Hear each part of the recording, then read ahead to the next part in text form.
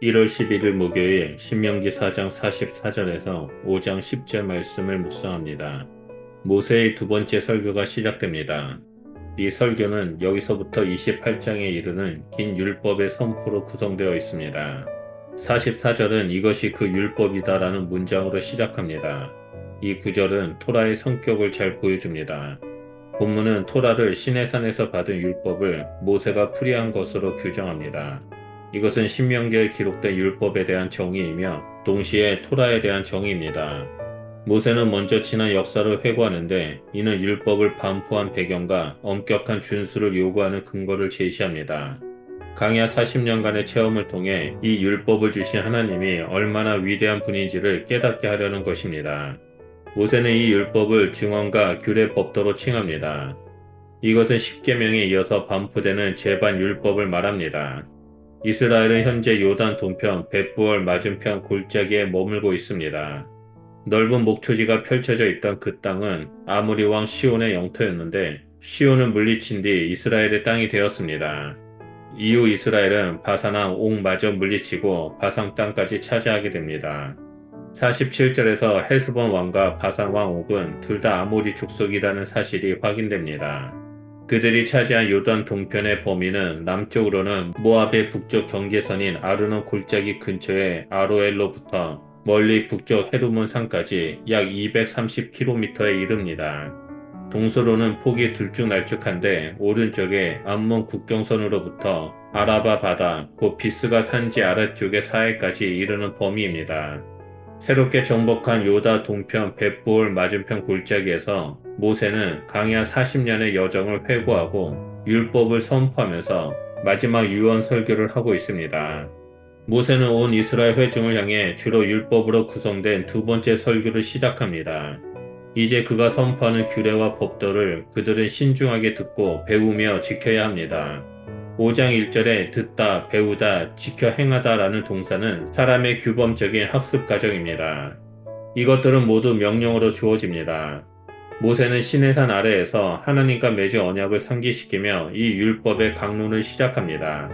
모세는 이 언약을 그들의 조상이 아닌 현재의 출애굽 2세대 이스라엘 곧 우리와 세운 언약이라고 말합니다. 본문은 이스라엘과 대면하여 말씀하시는 하나님을 묘사하지만 이스라엘은 두려움을 느끼고 모세에게 여호와의 말씀을 전해달라고 간청합니다. 그래서 모세는 5절에서 여호와와 백성 사이에서 계시를 전달하는 자로 나옵니다. 6절로부터 본격적으로 십계명이 나옵니다. 6절이 법적 형태로 서술되지 않았다라는 이유로 오늘날 교회에서는 십계명에서 제외시켰지만 유대 전통에서 이것은 오래전부터 십계명으로 간주되었습니다. 6절은 십계명을 이해하기 위해 매우 중요합니다. 왜냐하면 종 되었던 집에서 인도하는 이스라엘 구원 사건을 선언하여 구원이 율법보다 선행한다라는 것을 보여주기 때문입니다. 율법은 구원받은 자에게 주어졌다라는 것입니다. 제1계명은 나 외에 다른 신들을 내게 두지 말지니라입니다.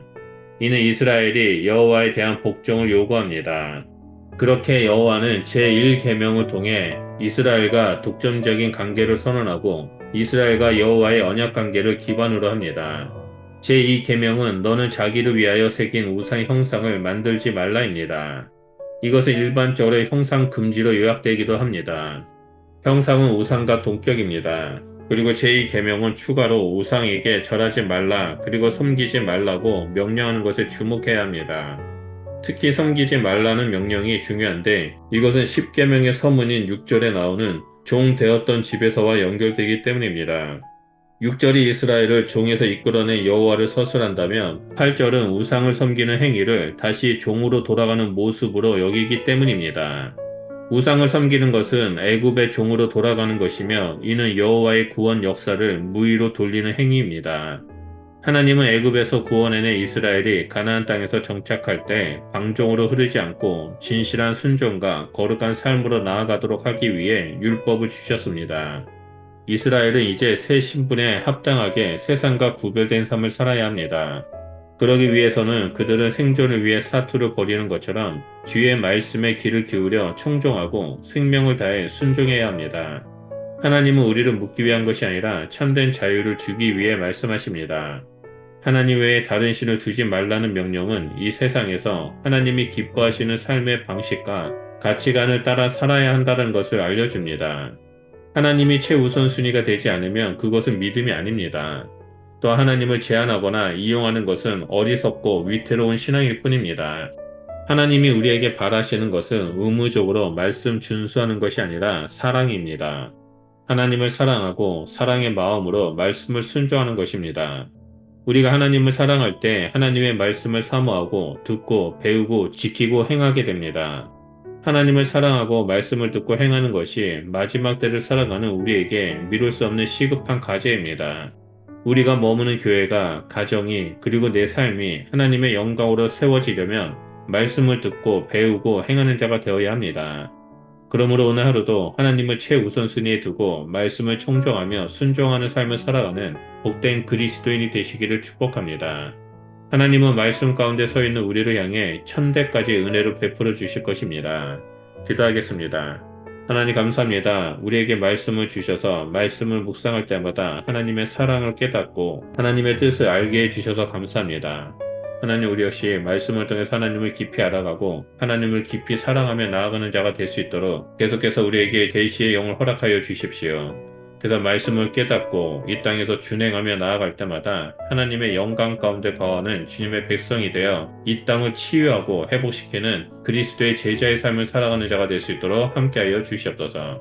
우리 가운데 늘 말씀하시고 동행해 주심에 감사드리며 예수 그리스도 이름으로 기도드립니다. 아멘.